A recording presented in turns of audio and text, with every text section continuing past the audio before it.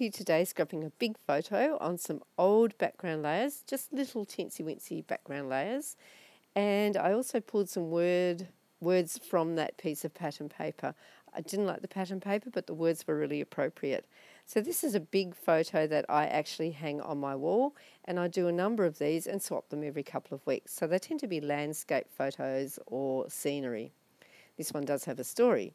I've ripped some of the layers as well, and here you can see those words that I cut out from that sheet. I'm going around with a little black edge to make them stand out. Once I've got all my layers up, I look for my embellies. First stop is my older collection, which I keep in a coin folder, I think it is, that I found at the op shop. And any bits and pieces that I get given, or end-of-line stuff, or things that I haven't got many left of, get put in here, and it's a good place for me to go. It's alphabetical, so I tend to be able to do that as well. This word is remember, and I'm covering that with a black Copic marker.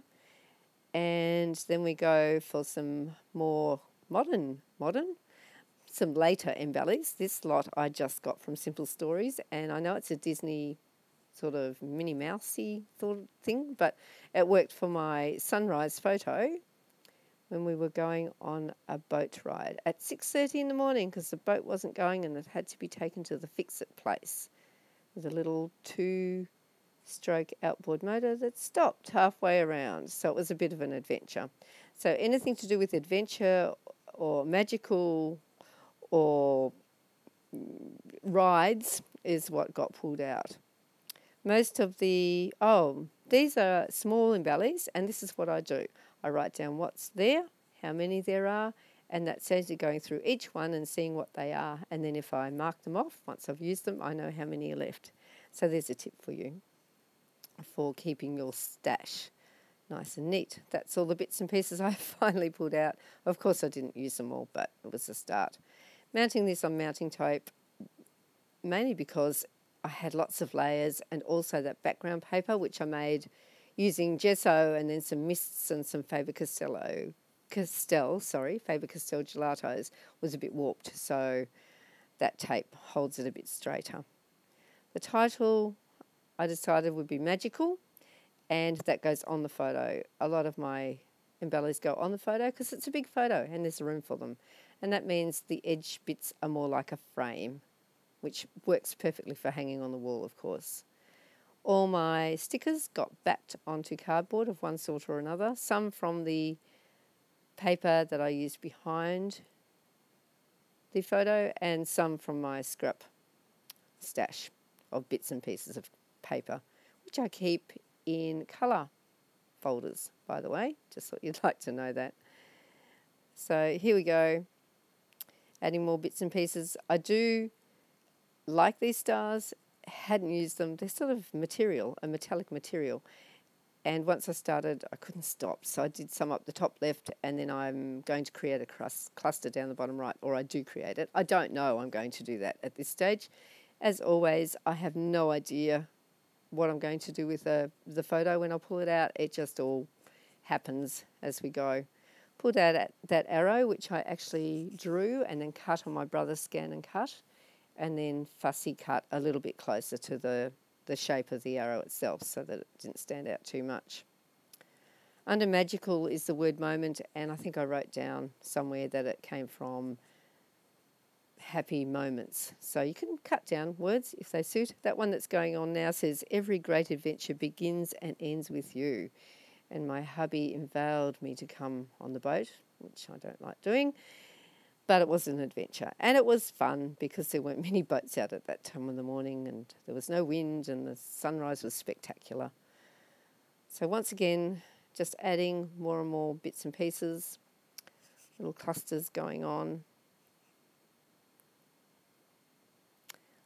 Of course, I fiffed and faffed, or whatever you like to call it, around a lot, which I've cut out, so you don't see me putting this on here, there, and everywhere.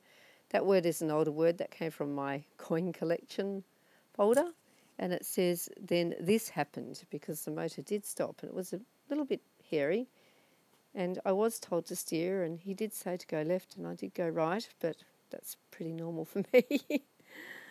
So up the top there we have a word that says memorable, and it was a memorable trip. And then I've put our wildlife on the other side. There's a bit of a pun because we don't have a wildlife. And actually, on this photo, there is a pelican, so there is some wildlife there. He sat there nicely while I took the photo. And that last little word I'm putting on says, "Our magical adventure starts here." And eventually, not meaning to, I put the date stamp right opposite it. So that works really well.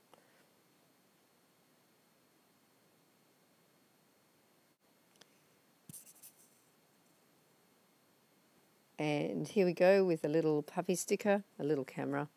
Thought that was appropriate. And some more dusty attic chipboard that I had from when I was on the team a couple of years ago. This time I'm colouring it in with my Faber-Castell big brush pen. Either or, it doesn't matter. I just really like how chippy works well as black, and I use it a lot with my chipboard when I use my chipboard. One little chevron that was left over, so I popped it in there and I went round it with a marker later on. In goes the hello tab. I couldn't work out which layer to pop it under, but I worked it out eventually. And pulling out some more of those stickers. This happens right through the layer, right throughout my layout, because they're also appropriate. That one I wanted to put on the side, but it was just a little bit too long. I think it says, "Are we there yet?" And that's why I wanted to use it, because, you know, the boat journey, and it took an hour and we stopped, and yeah. My journaling I did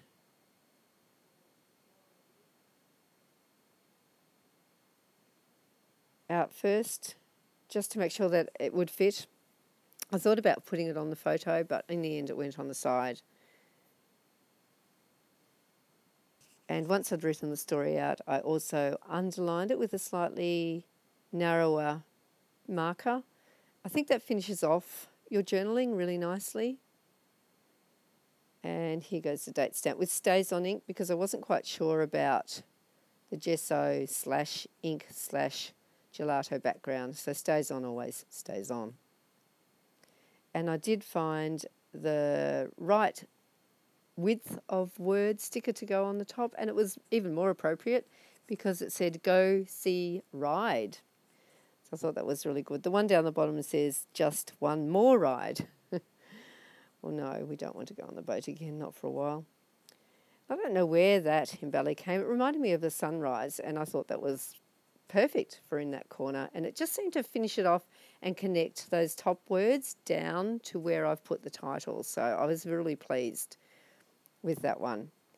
Finally put out some little sort of clear but gold stickers. I think they're Mambi stickers from one of those planner packs, and basically plonking them down wherever I fancied, because they blend in rather nicely, so you don't have to be too fussy with them. I do like these puffy stickers from Ellie's Studio that I've just got recently too, and that one worked really nicely at the top. It says details, and I thought, you know, this is not just about the pretty photo, this is about the story. So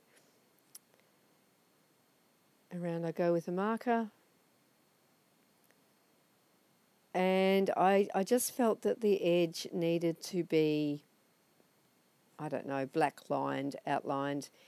I'm a black outliner on edges, or I just like to frame things. So there we are. It's framed. Lastly, I decided not to use enamel drops, and I decided not to use black ink splats. I went for this pearl and pen. I like the look of it. You can control whether you do big drops or small drops, and I know there are other makers, brands that you can use these days, but I like it. And that's about it. Thanks for looking, and happy scrapping. Bye.